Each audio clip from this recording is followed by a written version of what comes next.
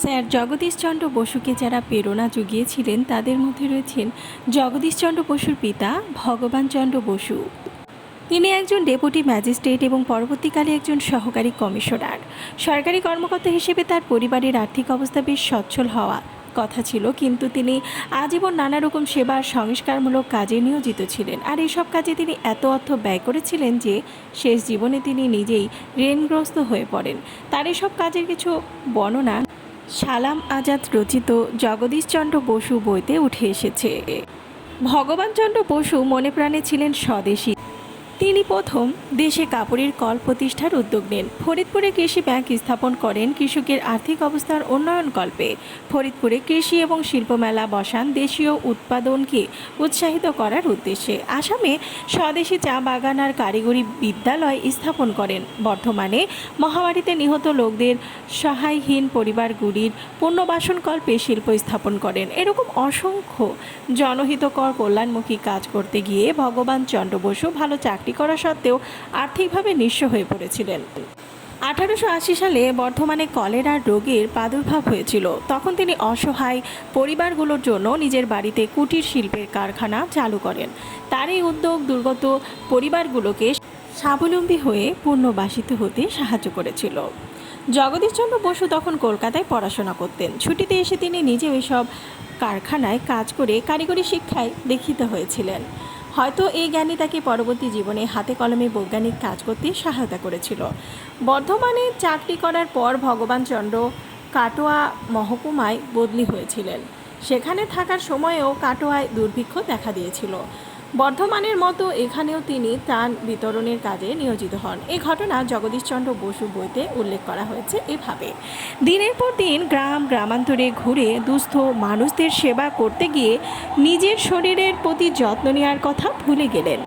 প্রায় প্রতিদিন থাকতেন উপোস, মাঝে মধ্যে ছাতুগুলো পানি খেয়ে ক্ষুধা নিবারণ করতেন। এভাবে আরও নানা উদ্যোগের মাধ্যমে সাধারণ মানুষের মাঝে কাজ করে গিয়েছিলেন ভগবানচন্দ্র। জগদীশচন্দ্র বেড়ে উঠছিলেন গ্রামের সব সাধারণ মানুষের সংস্পর্শে। শৈশবের কথা বলতে গিয়ে জগদীশচন্দ্র বসু বলেছিলেন, স্কুলের দক্ষিণ দিকে আমার পিতার মুসলমান চাপরাশির পুত্র এবং বাম দিকে এক ধীবর পুত্র আমার সহচর ছিল।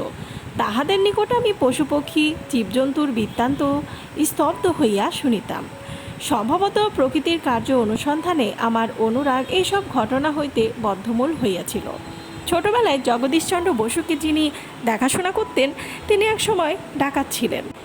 ভগবানচন্দ্রের হাতেই তিনি ধরা পড়েছিলেন আর পরবর্তীকালে সংশোধিত হন। ভগবানচন্দ্র বসু তাকে বিশ্বাস করে নিজ বাড়িতে নিজের ছেলের তত্ত্বাবধানে নিয়োজিত করেছিলেন। জগদীশচন্দ্র বসুর পরিবারের মানসিকতা এসব ঘটনা থেকেই উপলব্ধি করা যায়। গ্রামের সাধারণ মানুষ আর প্রকৃতির সান্নিধ্যে এভাবে বেড়ে উঠেছিলেন তিনি। জগদীশচন্দ্র বসুর শিক্ষা জীবনে ভগবানচন্দ্র বসুর সরাসরি প্রভাব ছিল। তখনকার দিনে সন্তানকে ইংরেজি মাধ্যম স্কুলে ভর্তি করানোর চল শুরু হয়েছিল আর একে আভিজাত্য হিসেবে গণ্য করা হতো। কিন্তু দেশপ্রেমিক ভগবানচন্দ্র বসু সে পথে হাঁটেননি। তিনি তখন ফরিদপুরে ছিলেন। তিনি নিজেই সেখানে একটি বাংলা মাধ্যমের স্কুল প্রতিষ্ঠা করেন। জগদীশচন্দ্র বসুর শিক্ষা জীবন সেখানেই সূচনা হয়েছিল। মাতৃভাষায় শিক্ষা নিয়ে ভগবানচন্দ্রের দৃষ্টিভঙ্গি তার একটি বক্তব্যের মাধ্যমে বোঝা যায়। জাতীয় সংস্কৃতির সঙ্গে পরিচয় সাধন আর দেশের জনগণের সঙ্গে নিজের মনের সংযোগ যদি একান্ত কাম্য হয় তবে মাতৃভাষার মাধ্যমেই শিক্ষার উদ্বোধন হওয়া উচিত। উচ্চশিক্ষার পথ বাছাইয়ের ক্ষেত্রেও জগদীশচন্দ্র তার পিতার মতের অনুসারী ছিলেন। জগদীশচন্দ্র বসু স্নাতক পাশ করে যখন ইন্ডিয়ান সিভিল সার্ভিসে পরীক্ষা দেওয়ার কথা পিতাকে জানিয়েছিলেন তখন ভগবানচন্দ্র তাকে ব্রিটিশ প্রশাসনের অধীন ভারতীয় শাসন বিভাগে যোগদান করতে নিরুৎসাহিত করেন। তার পরামর্শে তিনি এ পথ ত্যাগ করে চিকিৎসা শাস্ত্র নিয়ে পড়াশোনা করার জন্য বিলেতে যাওয়ার পরিকল্পনা করেন। ভগবানচন্দ্রের নানা ধরনের গুণাবলী যেমন সাধারণ মানুষের পাশে দাঁড়ানোর মানসিকতা, বারবার ব্যর্থ হওয়ার পরেও হাল ছেড়ে না দিয়ে পুনরায় নিজের কাজে নিয়োজিত হওয়া ইত্যাদি জগদীশচন্দ্রকে বিপুলভাবে প্রভাবিত করেছিল। দেশ সেবা আর মানব সেবার লক্ষ্যে ভগবানচন্দ্র জীবনব্যাপী নানা উদ্যোগ নিয়েছিলেন। এসব কাজে আর্থিকভাবে লোকসানের সম্মুখীন হয়ে শেষ জীবনে তিনি ঋণগ্রস্ত হয়ে পড়েন। আর তার এই ঋণগ্রস্ত হয়ে পড়ার ঘটনাকে জগদীশচন্দ্র কখনোই নেতিবাচকভাবে দেখেনি, বরং তা থেকে নিয়েছিলেন দেশের মানুষের জন্য কাজ করার অনুপ্রেরণা। জগদীশচন্দ্রর মায়ের চারিত্রিক বৈশিষ্ট্য অনুমান করা যায় এটা থেকে। ছুটির পর যখন বয়স্কদের সহিত আমি বাড়ি ফিরতাম তখন মাতা আমাদের আহার্য বন্টন করিয়া দিতেন। যদিও তিনি সেকেলে একান্ত নিষ্ঠাবতী ছিলেন, কিন্তু এই কার্যে যে তাহার নিষ্ঠার ব্যতিক্রম হয় তাহা কখনো মনে করিতেন না। ছেলেবেলায় সংখ্যতা হেতু ছোট জাত বলিয়া যে এক স্বতন্ত্র শ্রেণীর প্রাণী আছে এবং হিন্দু মুসলমানের মধ্যে যে এক সমস্যা আছে তাহা বুঝিতেও পারি নাই। একদম শূন্য থেকে গবেষণা শুরু করে বিশ্বজয় পর্যন্ত জগদীশচন্দ্র বসু সবসময় একজন সাথীকে পাশে পেয়েছিলেন।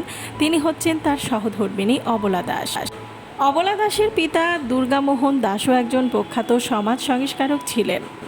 1881 সালে অবলা দাস প্রবেশিকা পরীক্ষা পাশ করে 1884 সালে ডাক্তারি পড়ার জন্য কলকাতা বিশ্ববিদ্যালয়ে আবেদন করেন, কিন্তু মেয়ে বলে তার এই আবেদন খারিজ হয়ে যায়।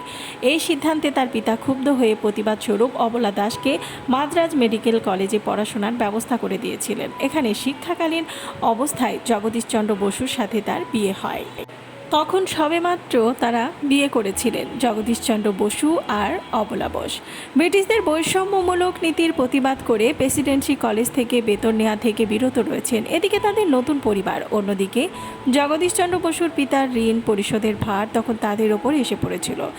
এরূপ আর্থিক সংকটের মাঝে অবলা বসুর কাছ থেকে তিনি সম্পূর্ণ সাহস আর অনুপ্রেরণা পেয়েছিলেন। তারই পরামর্শে তারা কলকাতা ছেড়ে হুগলি নদীর তীরে চন্দননগরে একটি বাসা ভাড়া নেন, কারণ কলকাতা থেকে সেখানে বাসা ভাড়া ছিল অনেক কম। এই বাসা থেকে হুগলি নদী পার হয়ে জগদীশচন্দ্রকে যেতে হতো নৈহাটি স্টেশনে। সেখান থেকে ট্রেনে করে যেতেন শিয়ালদহে।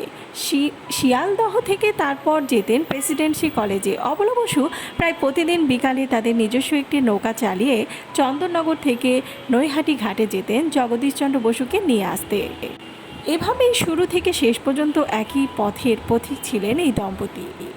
জগদীশচন্দ্র বসু প্রায়ই রবীন্দ্রনাথের বাড়িতে বেড়াতে যেতেন এবং পরিবার সহ তারা ঘুরতে যেতেন। এ সময় তাদের মধ্যে বিজ্ঞান, সাহিত্য, রাজনীতি, অর্থনীতি নানা বিষয়ে মত বিনিময় হতো। জগদীশচন্দ্র বসু রবীন্দ্রনাথকে সাহিত্য সাধনায় অনুপ্রেরণা যোগাতেন, আর রবীন্দ্রনাথ তাকে যোগাতেন বিজ্ঞান সাধনায় অনুপ্রেরণা। জগদীশচন্দ্র বসু গবেষণার উদ্দেশ্যে বিদেশে যাওয়ার পর তাদের মাঝে প্রায় নিয়মিত চিঠি আদান প্রদান হতো। রবীন্দ্রনাথের রচনা জগদীশচন্দ্রের কাছে অত্যন্ত প্রিয় আর প্রেরণাদায়ক ছিল।